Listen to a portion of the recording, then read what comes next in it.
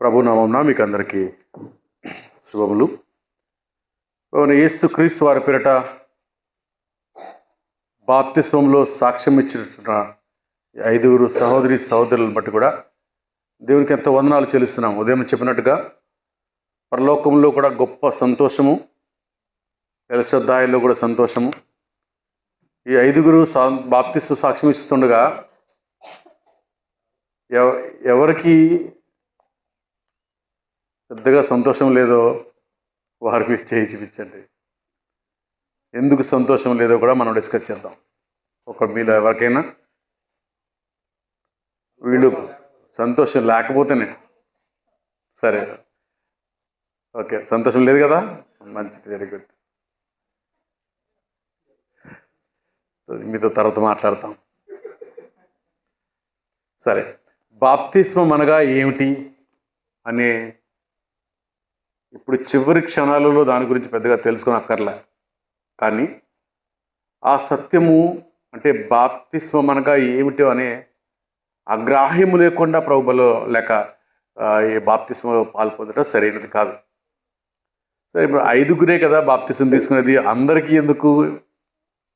వీరందరూ ఈ బాప్తిస్మం కొరకైన వాక్యం వినక్కర్లేదు కదా, అక్కర్లేదా? ఎందుకు అవసరం?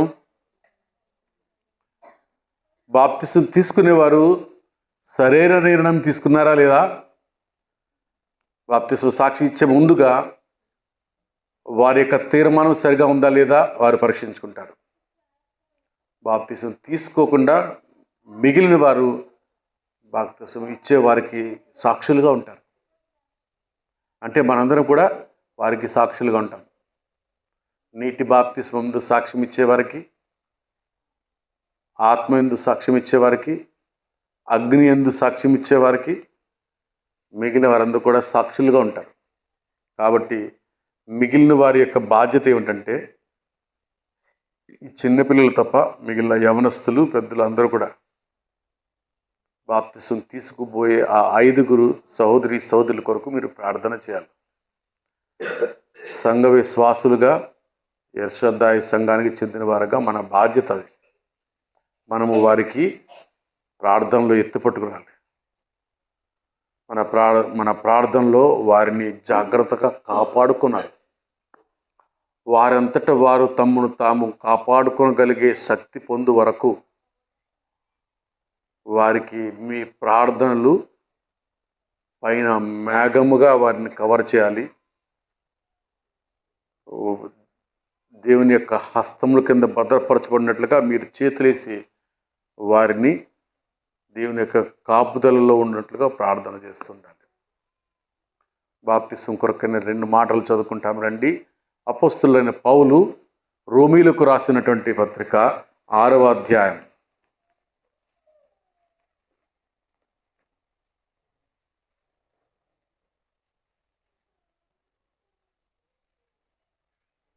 మూడవ వచనం నుండి 6వ వచనం వరకు అందరం కలిసి చదువుకుంటాం. రోమా 6వ అధ్యాయం 3 నుండి 6వ వచనం వరకు అందరం కలిసి చదువుతాం. 3వ వచనం 4, 5, 6 అందరం కలిసి చదువుకుంటామా? క్రీస్తు యేసులోనికి బాప్తిస్మం పొందిన మనమందరము ఆయన మరణములోనికి బాప్తిస్మం పొందితమని మీరు ఎరుగరా? కాబట్టి తండ్రి మహిమ వలన క్రీస్తు మృతుల్లో నుండి ఎలాగూ లేపబడినో అలాగే మనమును నూతన జీవం పొందిన వారమై నడుచుకున్నట్లు మనము బాప్తిస్మం వలన మరణంలో పాల్పొందుటకై ఆయనతో కూడా పాతిపెట్టబడుతుంది. మరియు ఆయన మరణం యొక్క సాదృశ్యమందు ఆయనతో ఐక్యము గలవారమైన ఎడల ఆయన పునరుత్థానం యొక్క సాదృశ్యమందును ఆయనతో ఐక్యము గలవారమైందము. ఏమనగా మనమికను పాపమునకు దాసులము కాకుండానట్లు, పాప శరీరము నిరర్ధకమగునట్లు మన ప్రాచీన స్వభావము ఆయనతో కూడా సిలువ వేయబడినని ఎరుగుదము. చిన్న ప్రార్థన చేస్తాం. ప్రేమ కలిగిన తండ్రి, పరిశుద్ధ దేవా, మీ కృపకై వందనములు, మీ కనికరముకే వందనములు. మా ప్రభును రక్షకుడైన యేసుక్రీస్తు వారిని బట్టి వందనాలు, స్తోత్రాలు చెల్లిస్తుంటున్నాం. దేవా తండ్రి, బాప్తిస్మం కొరకు సిద్ధపడినటువంటి ఐదుగురు సహోదరి సహోదరులను బట్టి వందనాలు, స్తోత్రాలు చెల్లిస్తుంటున్నాం. దేవా తండ్రి, వారిని మీరు పాప క్షమాపణ కొరకు ఒప్పింపజేసినారని నమ్ముతూ ముందుకు వెళుతున్నాం. దేవా తండ్రి, వారు నీటి బాప్తిస్మం ముందు సాక్ష్యం ఇచ్చుచుండగా దేవా తండ్రి, వారి తీర్మానమును స్థిరపరచము. పాప క్షమాపణ అనుభవంలోనికి తీసుకుంటాము. ఎందుకు వారు బాప్తిస్మం తీసుకుంటున్నారో ఆ యొక్క స్థిరతలోనికి, వారికి నిశ్చయతలోనికి వారిని తీసుకురావాల్సిందిగా ప్రార్థిస్తూ మేము హస్తాలకు అప్పగించుకుంటూ యేసుక్రీస్తు వారి పేరట ప్రార్థిస్తున్నాం తండ్రి, ఆమేన్. బాప్తిస్మం ఇచ్చుచున్నటువంటి మనము ఏమని ఎరగాలి? 3వ వచనం, క్రీస్తు యేసులోనికి బాప్తిస్మం పొందిన మనమందరము ఆయన మరణములోనికి బాప్తిస్మం పొందితమని మీరు ఎరుగరా. మనము అంటే మేమందరం కూడా బాప్తిస్మంలోనికి సాక్ష్యం ఇచ్చినాము, మేము ఎరుగున్నాము. ఇప్పుడు మీరు ఎరగవలసిన సంగతి ఏమిటంటే, మీరు బాప్తిస్మం ఇచ్చుట ద్వారా క్రీస్తు యొక్క మరణములోనికి, చూడండి, ఆయన మరణములోనికి బాప్తిస్మము పొందితమని మీరు ఎరగరా. మీరు ఎరగవలసింది ఏమిటంటే, ఈ బాప్తిస్మము ద్వారా యేసుక్రీస్తు ప్రభువారి యొక్క మరణములోనికి బాప్తిస్మం చేయబడుతున్నారు. అంటే ఆయన మరణములోనికి, ఆయన యొక్క పునరుత్థానంలోనికి మీరు భాగస్థులుగా చేయబడుతున్నారు. చూడండి, 3వ వచనం 4వ వచనం మరలా చదువుతున్నాను. క్రీస్తు యేసులోనికి బాప్తిజం పొందిన మనమందరము ఆయన మరణంలోనికి బాప్తిజం పొందితమని మీరు ఎరుగరా. కాబట్టి తండ్రి మహిమ వలన క్రీస్తు మృతుల్లో నుండి ఎలాగూ లేపబడినో అలాగే మనమును నూతన జీవము పొందిన వారమై నడుచుకున్నట్లు మనము బాప్తిస్మము వలన మరణంలో పాలు పొందుటకై ఆయనతో కూడా పాతి పెట్టబడుతుమే. నీటి బాప్తిస్మంలో సాక్ష్యం ఇస్తున్న వీరు దేనికి సూచనగా చేయబడుతున్నారు అంటే, మరణములోనికి బాప్తిస్మంలోనికి తీసుబడుతూ మీరు పాతి పెట్టబడిన వారుగా చేయబడుతున్నారు. పాతి పెట్టబడుట అంటే ఏమిటి? దేన్ని పాతి పెడతారు? మృతమైన దానిని పాతి పెడతారు. అంటే మనలో ఉన్నటువంటి మృతమైనది, చనిపోయినది, దేని కొరకైతే మనము చనిపోయినామో, బ్రతికుండగా చనిపోవటం అంటే ఏమిటి? చనిపోతున్నా అంటున్నారేంటి అని అనుకుండవచ్చు మీరు. బ్రతికి ఉన్నమారు మనము బ్రతికి ఉన్నప్పటికీ మనం క్రీస్తు యేసునందు ఆయన మరణములో పాలు పొందుతున్నాము. కాబట్టి మనము చూడండి, అక్కడ ఏమి రాబెడతాడు? 4వ వచనం, మనము బాప్తిస్మము వలన మరణములో పాలు పొందుటకై ఆయనతో కూడా పాతి పెట్టబడుతుంది. యేసుక్రీస్తు ప్రభువారి యొక్క మరణములో మనకు భాగస్వామ్యము, ఆయన మరణములో మనకు పాలువారమగినట్లుగా మనము పాతి పెట్టబడబోతున్నాం. ఆ నీటి యందు ముంచి తర్వాత తిరిగి లేచుట ద్వారా ఆయన మరణంలో మనము కూడా పాలి భాగస్థులమైంటున్నాం.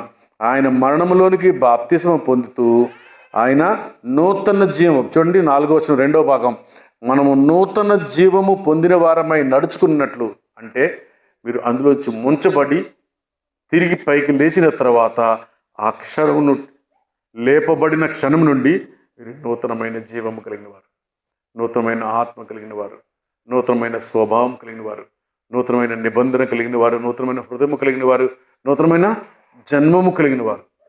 అందులో ముంచబడిన వరకు మీరు పాత జీవితాన్ని జీవిస్తున్నారు. ఆ పాత జీవితాన్ని అక్కడ పాతి పెట్టేస్తున్నారు. అర్థమవుతుందా? మీ పాత జీవితాన్ని అపవిత్రమైన వాటిని, అపవిత్రమైన తలంపులను, ఆలోచనలు అన్నిటినీ కూడా అందులో పాతి పెట్టబడేస్తున్నారు. అంటే అందులోంచి మీరు బయటకు వచ్చిన తర్వాత మీరు యోబు అని పిలిస్తే అన్నా ప్రజలాడన్నా అంటావా? అప్పుడు పాత యోబు కాదు, కొత్త యోబు అని పిలవాలి నిన్నప్పుడు కదా. నూతనమైన యోబు, నూతనమైన దాసు, నూతనమైన కాజా కదా. ఈ పాత అరుణ ఇంకా ఉంటుందా? పాత అరుణ ఉండదు, పాత నరసం ఉండదు, పాత కాజా ఉండడు. అంత నూతనమైన వారు. చూడగానే మోసే పర్వతం నుండి దిగి వస్తుంటే ఆయన ముఖము ప్రకాశిస్తుందట. ఎందుకు? దేవుని యొక్క తేజస్సు ఆయన మీద ప్రకాశిస్తూ ఉండింది. ఆ ప్రకాశము ఇక్కడి నుంచి రిఫ్లెక్ట్ అవుతుంది. మీరు కూడా బాప్తిస్మ సాక్ష్యం ఇచ్చుట కొరకు నీటిలోకి దిగి పైకి లేచినప్పుడు మీరు నూతనమైన వ్యక్తిగా బయటకు కనబడాలి. చూడండి, నూతన జీవము పొందిన వారమై నడుచుకున్నట్లు మనము బాప్తిస్మం వలన మరణములో పాలు పొందుటకు ఆయనతో కూడా పాతి పెట్టబడుతుంది. సరే, ఇప్పుడు మనం చూడండి 6వ వచనం ఏమనగా, మనమికను పాపమునకు దాసులము కాకుండుటకు పాప శరీరము నిరర్ధమగునట్లు మన ప్రాచీన స్వభావము ఆయనతో కూడా సిలువ వేయబడినది. మన ప్రాచీన స్వభావం, ప్రాచీన పురుషుడు, ప్రాచీన కాజా, ప్రాచీన యోగు, ప్రాచీన దాసు. ప్రాచీన అంటే పాత, మనలో పాత పురుషుడు, మనలో ఉన్నటువంటి పాత స్వభావము, మనలో ఉన్నటువంటి పాత తలంపులు, పాత ఆలోచనలు, పాత నడవడిక కదా, పాత అలవాట్లు, ఇవన్నీ కూడా ఏం చేయబడాలి? సిలువ వేయబడాలి. చూడండి ఇక్కడ ఆయనతో కూడా సిలువ వేయబడినని ఎరుగుదము. మనము ఆయనతో కూడా సిలువ వేయబడాలి. మన స్వభావము దానిలో ఆ పాత స్వభావం అంతా తీసివేయబడి నూతన జీవము పొందినట్లుగా మనము క్రీస్తు యేసునందు ఆ నీటి బాప్తిస్మంలో సాక్ష్యం ఇచ్చాలి. మరణములో ఐక్యము గలవారమైనట్లు. చూడండి మొదటి 2 వచనాలు. అలాగే ఏమందము కృప విస్తరింపవలని పాపమందు నిలిచిందమా? అట్లా రాదు.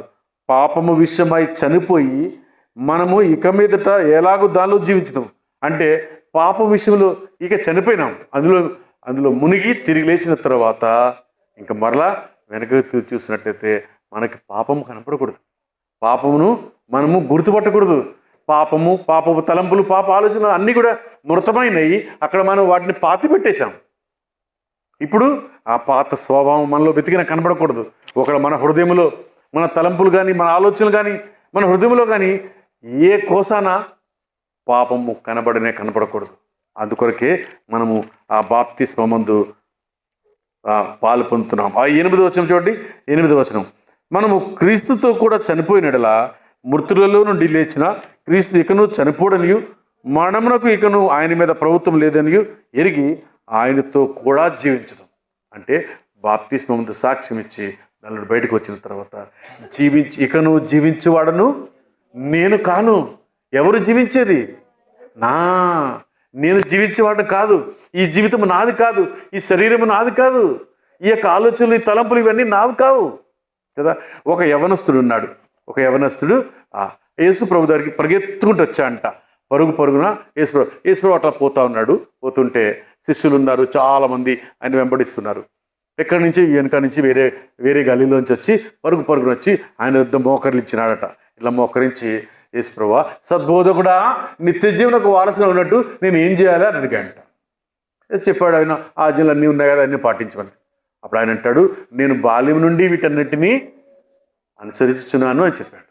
అయితే ఒక్కటి నీకు తక్కువగా ఉందయ్యా, ఒకటి తక్కువగా ఉంది. ఆ ఒక్కటి చేసినట్లయితే నువ్వు నిత్య జీవనకు వారసుడు. ఆ ఒక్కటి అనుసరించినట్లయితే, ఆ ఒక్కటి ఏంటో తెలుసుకున్నట్లయితే నువ్వు నిజంగా నా శిష్యుడు అవుతావు. ఆ ఒక్కటి ఏదైతే తక్కువ ఉందో ఆ ఒక్కటి నువ్వు తెలుసుకున్నట్లయితే, ఆ ఒక్కటి జాగ్రత్తగా చూసుకున్నట్లయితే, ఆ ఒక్క విషయంలో నువ్వు తప్పుపోకుండా ఉన్నట్లయితే నువ్వు నా శిష్యుడు అవుతావు, నా కుమారుడు అవుతావు, నా వారసుడు అవుతావు, నా స్నేహితుడు అవుతావు అని చెప్పి యేసుప్రభు చెప్తే ఆయన ఏమన్నాడు తెలుసా? ఏమన్నాడు? వ్యసన పడుచు వెళ్ళిపోయాను అని రాయబడింది.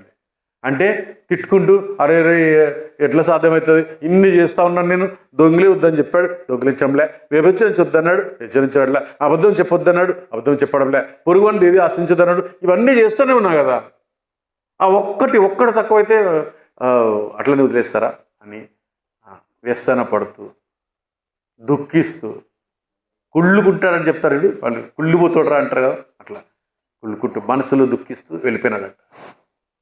ఇన్ని సంవత్సరాల పాటు అతడు ఈ ఆజ్ఞలన్నిటి 10 ఆజ్ఞలు గమనిస్తూ అతని బాల్యము నుండి వీటన్నిటి జాగ్రత్తగా అనుసరించు వచ్చుతున్నటువంటి ఆ యవ్వనస్తుడు ఒక్కటి మాత్రం అనుసరించలేకపోయినాడు.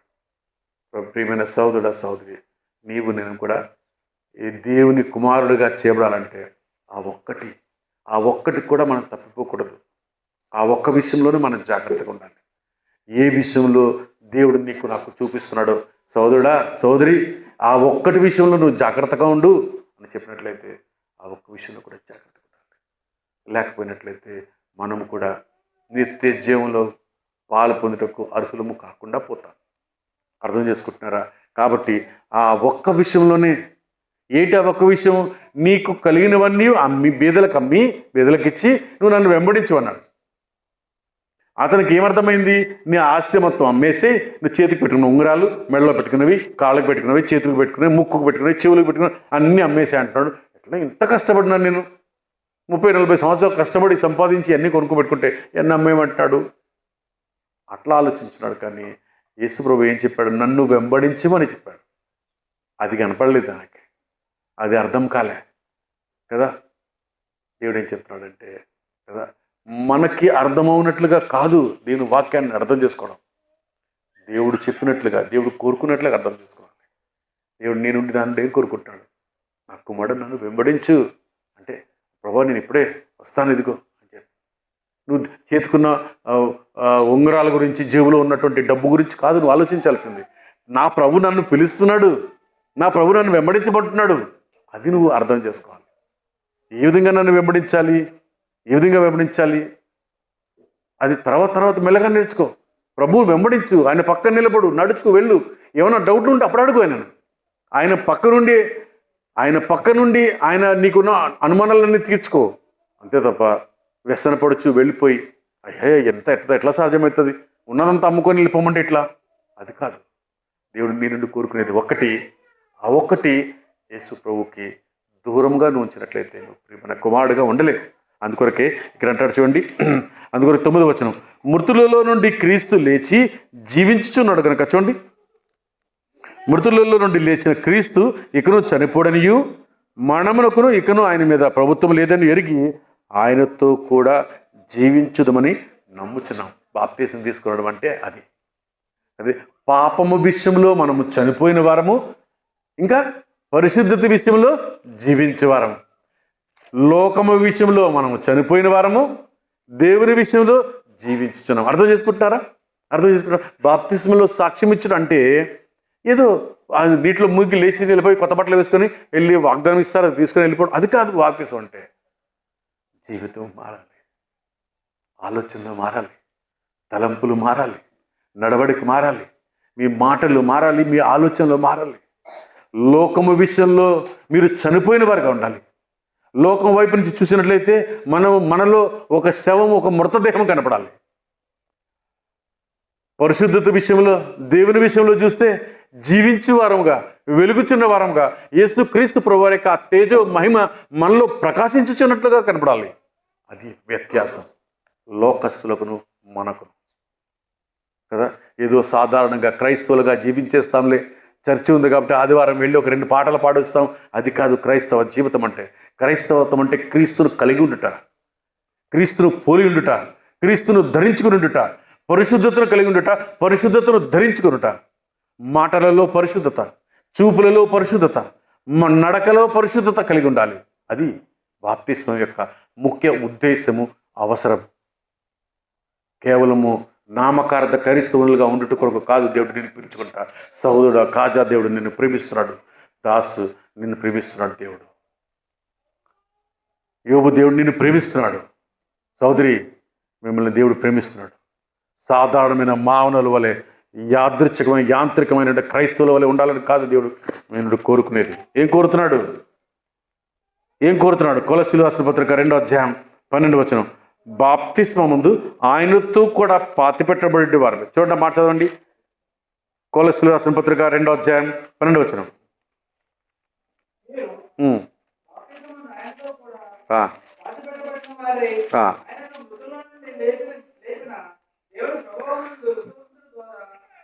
ఆయనతో కూడా లేచిత్రి, ఆయనతో కూడా లేచిత్రి అంటే ఇప్పటి వరకు మనం ఎక్కడున్నాం? పాపంలో ఉన్నాం, చనిపోయి ఉన్నాం, చచ్చిన వారుగా ఉన్నాం. అటువంటి మనలను బాప్తిస్మం ముందు, చూడండి 12వ వచనం, మీరు బాప్తిస్మం ముందు ఆయనతో కూడా పాతిపెట్టబడిన వారై ఆయనను మృతులలో నుండి లేపిన దేవుని ప్రభావమందు విశ్వసించుట ద్వారా, యేసు క్రీస్తు ప్రభునందు విశ్వసించడం ద్వారా, తండ్రి అయిన దేవుని యందు విశ్వసించడం ద్వారా మీరు ఆయనతో కూడా లేపబడుతున్నారు, ఆయనతో కూడా జీవిస్తూ ఉన్నారు. ఆయన చూడండి, చాలామంది ఇక్కడ ఉన్న వారిలో దాదాపుగా చాలామందికి యేసు క్రీస్తు ప్రభువారు కనపడటంలే. ఎందుకు కనపడటం లేదు? ఎందుకన్నా చెప్పండి, ఎవరైనా యేసు ప్రభు కనబడుతున్నాడా? చెప్పు, కనబడుతున్నాడా? చూపి, నాకు ఎక్కడున్నాడో చూపి. వాక్యం ద్వారా నీకు కనబడుతున్నాడా కాజా? కదా, చాలామందికి కనపడటంలే. ఎందుకు కనపడటంలే? ఆయనను చాలామంది యేసు ఎక్కడున్నాడు అని వెతుకుతూ అక్కడ శిష్యులు కొంతమంది, మరియా, మగ్దలేని, మార్త, వీళ్ళందరూ వెతుకుతున్నారట. ఎక్కడ వెతుకుతున్నారు? సమాధిలోనికి పోయి ఇట్లా తొంగి చూస్తూ ఉన్నారంట. పేతురు కూడా పరిగెత్తుకుని పోయి ఇట్లా బయట నుండి ఇట్లా తొంగి చూసినా అంట. అరే, ఇక్కడ యేసు దేహం ఉండాలి కదా, నిన్న మొన్న తీసుకొచ్చి పాతిపెట్టినాం కదా, మంచి సుగంధ ద్రవ్యాలను పూసినాం కదా, ఎక్కడ పోయినాడు ఈయన, ఎవరు తీసుకొని పోయినారు? ఇట్లా బయట నుంచి చూసి అక్కడ ఒక మాట వ్రాయబడింది, పేతురు ఆశ్చర్యపడుచు ఇంటికి వెళ్ళిపోయాను అని వ్రాయబడింది. యేసు దేహము, ఆయన ప్రభువు, ఆయన రక్షకుడు, దేవుని యొక్క కుమారుడు, నీవే నిత్య జీవము గలవాడవని, మేము ఎక్కడికి పోతామని యేసుక్రీస్తు ప్రభువారిని చెప్పినటువంటి ఆ పేతురు ఇలా తొంగి చూచి యేసు దేహము కనపడకపోయేసరికి ఆయన ఆశ్చర్యపడుచు ఇంటికి వెళ్ళిపోయినాడంట. అందుకొరక దేవుడు మనల్ని పిలుచుకుంది. ఆశ్చర్యపడుచు ఇంటికి వెళ్ళిపోవడానక, అబ్బో ఎంత గొప్ప వాక్యం విన్నాం మనం అని ఆశ్చర్యపడుతూ ఇంటికి వెళ్ళిపోవడం కాదు. అందుకొరకు కాదు దేవుడు మనల్ని పిలుచుకుంటా. ఆ యేసుక్రీస్తు ప్రభువారి కొరకు సాక్షులుగా ఉండేట కొరకు దేవుడు మనల్ని పిలుచుకున్నాడు. అవును, నా ప్రభువు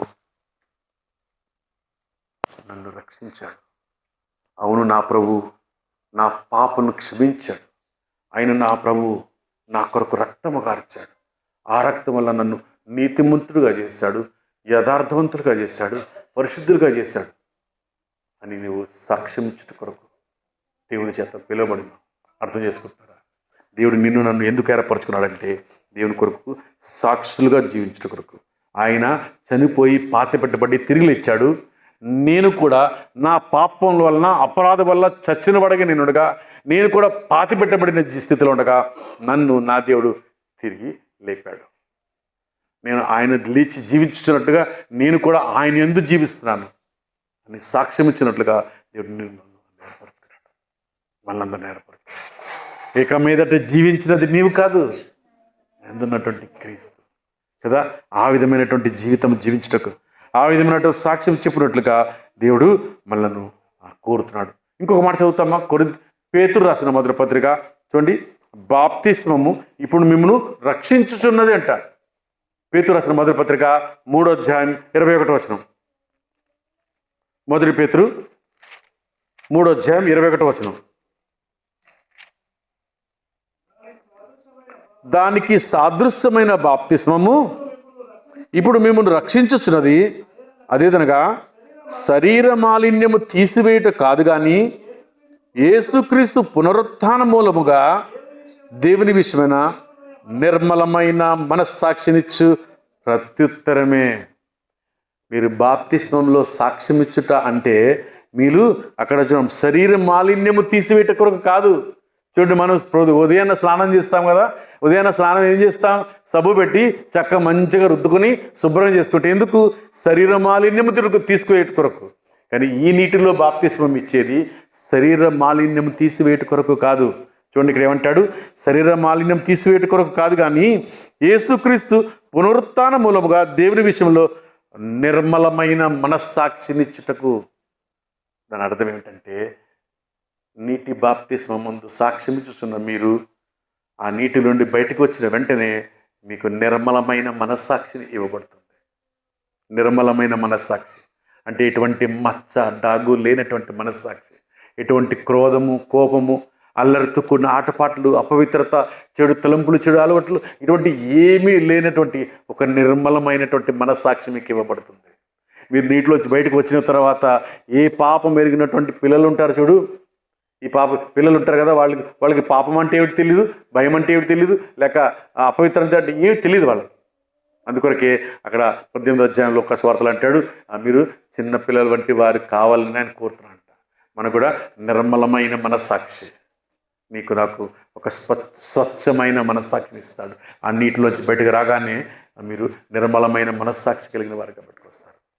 అయితే దాన్ని మీరు ఏం చేయాలంట చూడండి, ఇహలోక మాలిన్యము తనకంటకుండా జాగ్రత్త పడాలంట. 27వ వచనం, యాకోబు పత్రిక 1వ అధ్యాయం 27వ వచనం. యాకోబు పత్రిక 1వ అధ్యాయం 27వ వచనం చివరి భాగం చూడండి, నేను చదువుతాను. ఇహలోక మాలిన్యము తనకంటకుండా తను తాను కాపాడుకొనుటే. అంటే మీకు నిర్మలమైన మనస్సాక్షి దేవుడు బాప్తిస్మందు సాక్ష్యం ఇచ్చడం ద్వారా మీకు ఇస్తాడు. దానిని ఇహలోక మాలిన్యము అంటుట ద్వారా దాన్ని అపవిత్రపరచుకోవడం, దాన్ని అంటకుండా జాగ్రత్త పడాలి. ఈ లోకం వైపు చూసినట్లయితే లోకంలో ఏముందని చూసినట్లయితే లోకంలో పాపం ఉంది, లోకంలో అపవిత్రత ఉంది, లోకంలో చెడుతనం ఉంది. అవన్నీ కూడా మీకు ఆ నిర్మలమైన మనస్సాక్షికి అంటకుండానట్లు మీరు ఏం చేయాలా? యేసుక్రీస్తు ప్రభు వారి యొక్క రెక్కల కింద భద్రంగా ఉండాలి. ఓకేనా? ఇప్పుడు చూడు, కోడి ఆ పిల్లల్ని పొదిగినప్పుడు కోడి పిల్లలన్నీ కూడా 10 పిల్లలు, 20 పిల్లలు, 30 పిల్లలు, ఎంతమంది పిల్లలు ఉంటే అంతమంది కోడి పిల్లల్ని ఆ రెక్కల కింద పెట్టుకుంటాయి అవి కదా. చూసారా మీరు ఎప్పుడైనా? కోడి పిల్లలు అన్ని 10 పిల్లలు, 15 పిల్లలు, ఎన్ని పిల్లలు ఉంటే అన్ని పిల్లలు రెక్కల కింద ఉంటాయి. ఒక్కొక్క కోడి పిల్లల బయటకు వచ్చి ఇట్లా చూస్తుంది కదా. చూసినప్పుడు ఏం కనబడుతుంది? ఎవడో కనబడతాడు, భయపడుతుంది. మనం కూడా యేసుక్రీస్తు ప్రభువునందు నీటి బాప్తిస్మందు సాక్ష్యం ఇచ్చిన తర్వాత మనము నిర్మలమైన మనస్సాక్షి కలిగిన వారమై యేసుక్రీస్తు ప్రభువారి యొక్క సంఘమందు, సహవాసమందు అంగములుగా చేయబడినాం. ఒకవేళ ఎప్పుడైనా మీరు ఇలా లోకంలోనికి తొంగి చూసినట్లయితే అక్కడ శత్రువు ఉన్నాడు. ఎవరిని మింగుదునా అని గర్జించి సింహం వల్ల పొంచి ఉన్నాడు. ఆ శత్రువు నిన్ను మింగివేస్తాడు. అందుకొరకే ఇహలోక మాలిన్యము నీకు అంటకుండా జాగ్రత్త పడాలి. చేదైన వేరు ఏదైనా మలుచుట వలన మీలో ఎవరైనాను అపవిత్రులు అయిపోతారేమోనని మీరు జాగ్రత్త పడాలి. అర్థం చేసుకుంటున్నారా? మీకు దేవుడు చేయాల్సినంతా చేస్తున్నాడు. ఆయన రక్తం కార్చాడు. ఆ రక్తం వల్ల మిమ్మల్ని కడిగి నీతిమంతులుగా చేశాడు, పరిశుద్ధులుగా చేశాడు, నిర్దోషులుగా చేశాడు, నిష్కలంకులుగా చేశాడు, నిర్మలమైన మనస్సాక్షిని ఇచ్చాడు, పరిశుద్ధతనిచ్చాడు. ఆయన పరిశుద్ధులైన ప్రకారం మిమ్మల్ని కూడా పరిశుద్ధులుగా చేశాడు. ఆ పరిశుద్ధతను కాపాడుకుంటా ఇప్పుడు మీ బాధ్యత. అందుకొరకే ఆ నీటి బాప్తిస్మంలో సాక్ష్యం ఇస్తాం.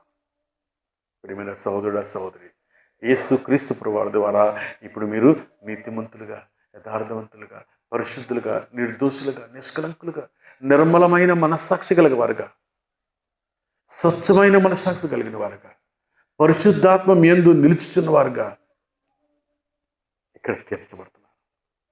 గేటు దాటి బయటికి వెళ్ళిన తర్వాత మిమ్మల్ని మీరు అపవిత్రపరచుకోకుండా చూడండి. లోకంలోనికి తొంగి చూసుకోకుండా చూడండి. గర్జించే సింహం ఈ గోడ పక్కన నిలబడి ఉంది, జాగ్రత్త. మిమ్మల్ని అపవిత్రతలోనికి, పాపంలోనికి లాగివేయుట కొరకు తన ప్రయత్నం చేస్తుంటుంది, జాగ్రత్త. ఇప్పుడు మనం ఏం చేయాలి? యేసుక్రీస్తు ప్రభువారి చేయి పట్టుకుని ఆయన అంటాడు, నీ కుడి చేతిని పట్టుకుని నిన్ను కాపాడువాడు కునుపోడు నిద్రపోడు అంట. ఆయన తన అరచేతులు నీ చెక్కున్నా అంట. నిన్ను ఆయన పట్టుకుని నడిపిస్తాడు. ఆయన నీతో కూడా ఉంటాడు. నీ ముందర నడుచువాడు ఎక్కడుంది? అది నీ ముందర నడుచువాడు యెహోవా. అదే అధ్యాయంలో అదే నిర్గమకాండంలో ఇంకోటి ఉంటుంది. నీ ముందర నడుచుచున్న దేవదూత నీ వెనుకకు వెళ్ళి నిన్ను వెంబడించురని వ్రాయబడింది. అర్థమవుతుందా? నీ ముందర నడుచువాడు యెహోవా, నీ ముందర నడుచుచున్న దేవదూత నీ వెనుకకు వెళ్ళి నిన్ను వెంబడిస్తుంది. అంటే నిన్ను ఒంటరిగా విడిచిపెట్టదు. ఇప్పుడు బాప్తిస్మ సాక్ష్యం ఇచ్చిన తర్వాత, మీకు హస్త నిక్షేపణ చేసిన తర్వాత అప్పటి నుంచి మీరు ఒంటరి కారు. మీతో కూడా దేవుడు ఉంటాడు, మీతో కూడా యేసు ప్రభు ఉంటాడు, మీలో పరిశుద్ధాత్మ దేవుడు ఉంటాడు, మీతో సంఘ సేవకుడు ఉంటాడు, సంఘం ఉంటుంది, వాక్యం ఉంటుంది, దూతలు ఉంటారు. ఈ సంఘ సరిహద్దులలో మీరు క్షేమముగా, భద్రంగా ఉంటారు. ఈ క్షేమములో నుండి, ఈ పరిశుద్ధతలో నుండి, ఈ యొక్క నిష్కల్మషమైనటువంటి మనసాక్షిలో నుండి ఒకవేళ మీరు ఆ బయటికి చూస్తారేమో, జాగ్రత్త. మిమ్మల్ని మీరు జాగ్రత్తగా కాపాడుకో. నీటి బాప్తిస్మందు సాక్ష్యం ఇచ్చిన కొరకు సిద్ధపడుతున్న మీరు ఇక మీదట ఒంటరి కాదు. మీతో కూడా సంఘం ఉంది, సహవాసం ఉంది, దేవుడు ఉన్నాడు, ప్రభువు యేసుక్రీస్తు వారు. దేవుని యొక్క పరిశుద్ధాత్మ మీలో నివసిస్తుంది. మీరు ఒంటరి కాదు. కానీ ఒకవేళ చేదైన వేరు ఏమైనా మొలుస్తుందేమో, జాగ్రత్త. ఒకవేళ జీవము గల దేవుని విడిచిపోనట్టి విశ్వాసం లేని భ్రష్ట హృదయము మీలో ఒకవేళ ఎవరైనా ఉండునేమో అని జాగ్రత్త పడాలి. ఇప్పుడైతే మీరు యేసుక్రీస్తు ప్రభువు యొక్క పిల్లలుగా చేయబడ్డారు. ఇప్పుడు దేవుని బిడ్డలు, నిర్మలమైన మనస్సాక్షి కలిగిన వారు, పరిశుద్ధాత్మ చేత నింపబడిన వారు, హస్త నిక్షేపణం ద్వారా కృపావరములు కలిగిన వారు. దేవుడు మిమ్మల్ని ఎలా ఉంచాలనుకుంటున్నాడో అలా ఇప్పుడు సిద్ధపరిచాడు. ఇక మీదట మీరు చాలా జాగ్రత్తగా ఉండాలి. ఆ విధంగా జాగ్రత్తగా ఉండటకు దేవుడు మనకు సాయం చేయను కాక.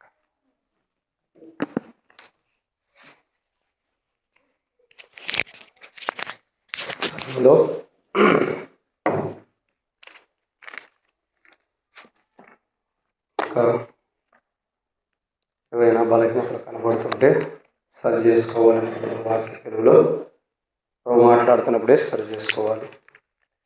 సమయంలో మరి బాప్తిస్మం కొరకై పేర్లు చదవబడిన రీతిలో మరి ఎవరి పేర్లు అయితే చదువుతామో మీరందరూ తెచ్చి నిలబడినట్లయితే మరి ఇక్కడ ముంగడికి వచ్చి నిల్చున్నట్లయితే సంఘం ఎదుట సాక్ష్యం ఇస్తాం. ఫస్ట్ బ్రదర్ కాజా బైబిల్ తీసుకుని వచ్చి ఉంచాలి. యోగు సోదరి, తర్వాత దాస్, తర్వాత సోదరి అరుణ, సోదరి నరసమ్మ, మీరు సంతోషం.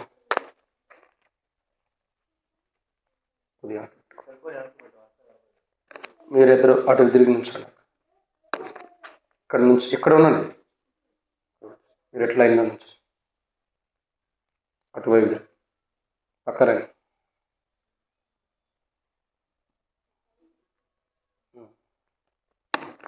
సమయంలో మిమ్మల్ని కొన్ని ప్రశ్నలు వేస్తాం. తగిన ఆన్సర్లు ఒక్కొక్కరిని అడగటానికి తరుణం లేదు. వాడు అందరిని ఒకేసారి అడిగేసి చేస్తాం క్వశ్చన్లు కూడా. నేను అడిగితే అది బాగోదు. ఎందుకంటే స్థానిక సంఘం మీరు కాదు స్థానిక సంఘం కాబట్టి ఆయనకి వినపడలేదండి, అటు ఇటు చూసుకోవద్దు. స్థానిక సంఘం కాబట్టి నేను అడిగితే ఏమంటారంటే ఏదో పురుగు కలిపాడు, సేవకుడు చెప్పాడు, బలవంతం చేశాడు, అందుకే వీళ్ళు ఒప్పుకున్నారు అంటారు. నేను అడిగినా కానీ వీళ్ళు ఏమంటారు, నా మాట కాదనుకోకుండా అంటారు. అందుకే నేను అడగొద్దు. ఎవరు అడగాలి? రాజన్నే అడగాలి. కాబట్టి రాజన్న అడుగుతాడు. ఇప్పుడు దయా ఆ కథ చెప్పు, లేకపోతే రేపు పొద్దున్న వచ్చిన తర్వాత ఇంకేం చెప్పదు. సరే, బాప్తిస్మంలో సాక్ష్యం ఇవ్వడానికి కొరకై సిద్ధంగా ఉన్నారు కదా. నాకు మీరందరిలో ఒక్కరు మాత్రం తెలుసు, ఖాజాన్న ఒకటి తెలుసు, ఇంకెవరు తెలుసు. సరే, అడిగే ప్రశ్నలన్నింటికి మరి మీరు హృదయపూర్వకంగా జవాబు ఇవ్వాలి. జవాబు ఇచ్చినప్పుడు మీ చెయ్యి ఎత్తి అవును అని చెప్పాలి. సరేనా? సరే, ఈ బాప్తిస్మము తీసుకోవడానికి కొరకై దేవుని చేత ప్రేరేపింపబడ్డారా, లేకపోతే మీ సేవకుడు మహిమదాస్ తీసుకోమట్టి తీసుకుంటున్నారా? చెప్పండి. వీళ్ళు చెప్పడం లేదు, సిస్టర్స్ చెప్పడం లేదు, నిజం చెప్పండి. ఇష్టపూర్వకంగానా? ఇష్టపూర్వకంగా తీసుకుంటున్నారు. సరే సరే సరే, ఇంకా ఇటు జరగండి అమ్మ, అట్లా జరగండి. సరే, మంచిది. తర్వాత ఈ బాప్తిజం తీసుకోవడానికి ముందుగా ఒక కార్యం జరగాలి మీలో. ఆ కార్యం ఏంటి చెప్పండి, మీరే చెప్పండి. ఏం కార్యం జరిగింది మీలో? అదే రెండు మాటలే చెప్పండి, మీరు చెప్పండి. మార్పు. ఇంకోటి, అసలు బాప్తిజం తీసుకోవడానికి ఒక కార్యం జరగాలి మీలో. అది జరిగితేనే మీరు బాప్తిజానికి వస్తారు. ఆ కార్యం ఏంటి అది తెలియదు కదా? సరే, పోవాలే పోయి అదే ఆ కార్యంలో ఒక కార్యం జరుగుతుంది మీ హృదయాల్లో. ఏమిటి అది? బాప్తిజం తీసుకోకముందు ఒక కార్యం జరుగుతుంది. సరే, మీ అందరి పాపాలు క్షమింపబడ్డాయా లేదా? క్షమింపడ్డాయా? క్షమింపడలేట చూడు. నువ్వేకా అరుణక్క క్షమింపబడ్డాయా? ఏం క్షమింపబడ్డాయి? అప్పులా? పాపాలు. ఎట్ట క్షమింపబడ్డాయి?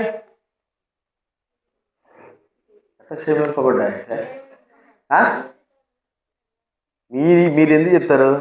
ఎట్ట క్షమింపబడ్డాయి అది కాదు. ఇప్పుడు దానికి సమాధానం లేదు కదా. దేవుని వల్ల ఎట్ట క్షమింపబడ్డాయి? బాప్తిజంగా తీసుకోకపోయినా మీ పాపాలు క్షమింపబడాలంటే ఒక మాట, యేసు రక్తము ప్రతి పాపం నుండి మన పవిత్రులుగా చేయడం.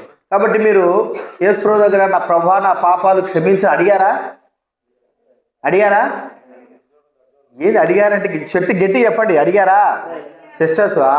అడిగారు. క్షమించాడా? కొద్దిగా క్షమించాడు కదా. క్షమించాడా? ఏది మాట రావడంలే.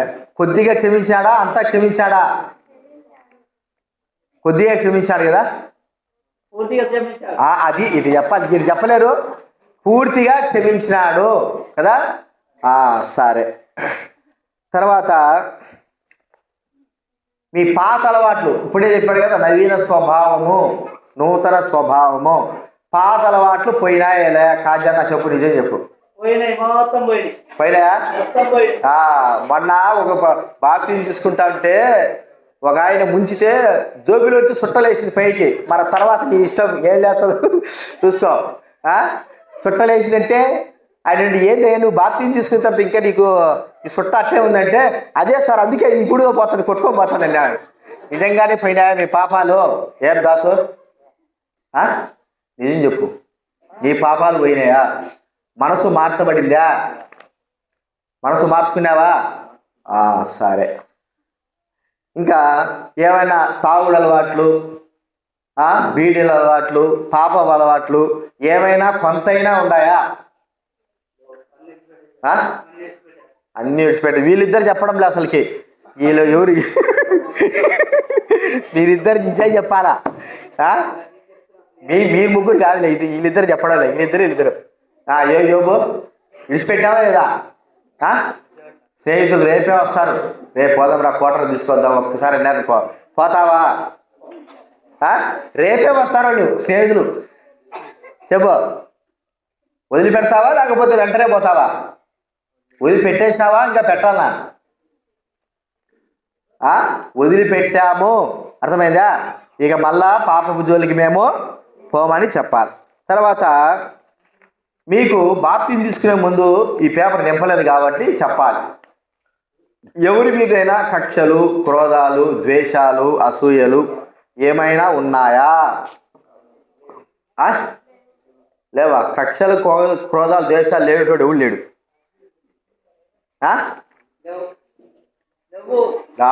లేవు, నిజమే.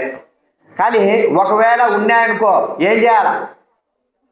ఒకవేళ ఉంటే ఏం చేయాలా? తెలియకోకుండా చెప్పాలి. విజయ్ అక్కడ ఏం పేరు? క్షమించాలా? నువ్వు కూడా క్షమాపణ కోరుకోవాలి. అంటే క్షమించని ప్రజలు, మనం ఎవరికైనా ద్వేషాలు ఉంటే వారితో మనం సమాధాన పడాలి. కుటుంబంలో ఎవరితో కూడా మనం అసమాధానంగా ఉండకూడదు. తర్వాత అప్పులు ఉన్నాయా? అప్పులు ఉంటేట అప్పు చేయువాడు అప్పిచ్చువాడికి దాసుడు. మీరు దేవుని దాసులా? అప్పు చేసేవాడికి దాసులా? ఎవరి దాసులు ఇప్పుడు మీరు? మరి అప్పులు తీర్చేస్తారా లేకపోతే అట్లే పెట్టుకుంటారా? పీడించి చంపుతారా వాళ్ళ అప్పులని? చెప్పండి. బాప్తీసం తీసుకోకపోయి ఏం చేయాలి? అప్పులు ఉండకూడదు. కానీ ఉన్నాయి కదా, అయితే అంతవరకు కూడా ఏం చేయాలి? అప్పుల్ని తీర్చేయాలి. ఎందుకు అంటే మనము ఇతరులకు దాసులము కాదు. ఈరోజు నుంచి మీరు ఎవరికి? దేవునికి దాసులు. సరే, ఇప్పుడు ఈ మందిరానికి వచ్చాము ఎవరు చెప్పండి? ప్రతిరోజు ప్రతి వారం ఈ మందిరానికి ఎవరు వస్తున్నారు? ఎవరు వస్తారు? చేయొద్దండి. ఒకరు, ఇద్దరు. మీ ఇద్దరు రారా? ముగ్గురు. ఆయన మాత్రం రాలేదు, అమెరికా పోతాడు. సరే, బాప్తీసం తీసుకున్నప్పటి నుంచి క్రమంగా మందిరానికి వస్తారా లేకపోతే వారానికి 2 వారాలకు నెలకు ఒకసారి వస్తారా? ఈయనే సాక్ష్యం, నా సంబంధం లేదు. క్రమంగా వచ్చినాడంటే కాదు, క్రమంగా వస్తారా లేదు చెప్పండి. వారానికి ఒకసారి వస్తారా? ఎన్ని పనులున్నా కూడా దేవుని మందిరాన్ని వదిలిపెట్టకుండా ఉంటారా? దేవుని మందిరంలో మరి ఎంతైనా శ్రమ పడడానికి ఇష్టపడతారా? చెప్పండి. దేవుని మందిరాన్ని ఏం చేయాలి? బాప్తీసం తీసుకున్నప్పటి నుంచి ప్రేమించాలి. అర్థమైందా? మన ఇంటిని ప్రేమించినంత కంటే ఎక్కువగా మనము బాప్తీసం తీసుకున్నప్పుడు దేవుని మందిరాన్ని ప్రేమించాలి. ఇంకొక మాట, ఇప్పుడు యేసు ప్రభువు నమ్ముకున్నప్పటి నుంచి ఈ రోజు నుంచే మీకు శ్రమలు వస్తాయి. రావని ఏమేం చెప్పడం లే, ఖచ్చితంగా వస్తాయి. కాజన్నకు ఏ శ్రమ వస్తుందో మనకు సంబంధం లేదు. వీళ్ళిద్దరికి విజయమ్మకి ఏ శ్రమ వస్తుందో, నీకు ఏ శ్రమ వస్తుందో మాకు తెలియదు. ఆ శ్రమలో నిలబడతారా ప్రభువు కొరకు? ఇది నిలబడతారా? దాసు నిజం చెప్పు, నిలబడతావా? శ్రమ ఖచ్చితంగా వస్తుంది, శ్రమ రాదని లేదు. అర్థమైందా? సాతానుడు ఇప్పుడు బాప్తీసం తీసుకున్న మరు క్షణం నుంచే మీ వెంట పడతాడు, ఎవరు వెంట పడడు. ఇక మిమ్మల్ని ఎలాగైనా సరే దేవునికి దూరం చేయాలని చూస్తాడు. శ్రమలు, కష్టాలు అన్నీ వస్తాయి. వీటన్నిటిలో ఎదుర్కోవడానికి సిద్ధంగా ఉన్నావా? సరే, మంచిది, ఎదుర్కొంటారు. తర్వాత మీరు దేవుని సన్నిధిలో వచ్చిన తర్వాత దేవుని బిడ్డలుగా చేర్చబడిన తర్వాత మీకు ఒక నియమం, అంటే దేవుని సందులో ఏమిటంటే మనకు వస్తురూపకంగా ఏదైనా సరే మనకు కలిగిన దాంట్లో ప్రభువుకి ప్రభువు సేవకు అర్పణగా బలిగా ఇవ్వడానికి మనము తీర్మానం చేసుకోవాలి. అలాగా మీరు తీర్మానం చేసుకుంటారా? చెప్పండి. తీర్మానం చేసుకుంటారా? లేకపోతే ప్రార్థన అయిపోయిన తర్వాత నువ్వెవరు నేనెవరు అంటామా? చెప్పండి. ప్రభువుతో ఇప్పుడు మీరేమైనారు? ఏకమై ఉన్నారు కదండి. ప్రభు యొక్క పనులన్నింటిలో కూడా మీరు కూడా పాలి భాగస్థులు. కాబట్టి అన్ని విషయాల్లో కూడా మీరు ఏం చేయాలా? ప్రభు సేవలో కొనసాగేవారుగా ఉండాలి. ఉంటారా? సరే, ఇంకొక మాట. బాప్తిసం తీసుకోవడానికి 1999లో నాకు బాప్తిసం ఇచ్చారు. 99 రక్షింపబడ్డా. నవంబర్ 5వ తేదీ నాకు బాప్తిసం ఇచ్చారు. బాప్తిసం ఇచ్చినప్పుడు అడిగినారు, నిజం చెప్పరా, నీకు దేవుడు నీతో మాట్లాడాడా, ఊరికే వచ్చి కూర్చున్నావా? లేఖనం వాక్యం చెప్పమన్నారు. సరే, మీ 5గురిలో దేవుడు మీతో మాట్లాడాడు బాప్తిసం తీసుకోవడానికి అని ఏదైనా లేఖనం ఉందా? లేఖనం అంటే అసలు ప్రార్థన బైబిల్ చదివితే కదా లేఖనంకి వచ్చేదానికి, అంతేనా? చెప్పండి. చదువు రాదు, సరే లేఖనం, సరే అది వదిలిపెట్టండి. వాక్యం చెప్పేటప్పుడు, దైవ బిడ్డలు వాక్యం చెప్పేటప్పుడు, దేవుని సేవకులు వాక్యము ద్వారా దేవుడు నువ్వు బాప్తిసంకు ఎందుకు వెనకంజ వేస్తున్నావని వాక్యం మీతో ఏమన్నా మాట్లాడా? మాట్లాడాడా? మీతో నిజంగా మాట్లాడాడా విజయమ్మక? చెప్పండి కాజనా. ఇప్పుడు వాక్యం మీరు చదవలేదు, లేఖనాలు లేవు, వదిలిపెట్టండి. ఇప్పుడు వాక్యం చెప్తున్నాడు, మీ సేవకుడు దైవ సేవకుడు వాక్యం చెప్తున్నాడు. చెప్పేటప్పుడు దేవుడు వాక్యం ద్వారా మీతో ఏమన్నా దేవుడు మాట్లాడాడా? ఏమి ఇన్ని రోజులు మరి దేవుడికి దూరంగా ఉన్నావు, బాప్తిసం తీసుకోవా అని దేవుడు నీతో ఏమన్నా మాట్లాడా? మాట్లాడా? నిజంగా మీ సాక్ష్యమే, మాకేం లేదు. వాళ్ళ ప్రజలకు ఎదురుగా మీరేనండి, దేవుడు వీళ్ళతో మాట్లాడాడా? చూడండి, దేవుడు వీళ్ళతో మాట్లాడాడు, బాప్తిసం కొరకే వీళ్ళు సిద్ధపడ్డారు. కాబట్టి ఇది బలవంతాన కాదు కదా. బలవంతం చేస్తున్నారా? బలవంతం కాదు. అందుకాకుండా 18 సంవత్సరాలు లోపల లేరు కదా మీరందరూ. 18 సంవత్సరాలు పైబడిన వాళ్ళే కదా. కాబట్టి మీ ఇష్టపూర్వకంగానే బాప్తిసం మీరు తీసుకుంటున్నారు. కాబట్టి మీరు సంఘం ఎదుట మీరు ఇచ్చిన సాక్ష్యము, మరి సంఘం విన్నది, సంఘమే కాదు ప్రభువైన యేసుక్రీస్తు వారు విన్నాడు, పరిశుద్ధాత్ముడు విన్నాడు. కాబట్టి ఆయన కొరకై ఇప్పటి నుంచి మేము జీవిస్తాము అని, కష్టాలు వచ్చినా శ్రమలు వచ్చి నిలబడతామని మనమందరం కూడా, మీరందరూ కూడా తీర్మానము చేసుకోవాలి. సరేనా? సరే, కూర్చోండి.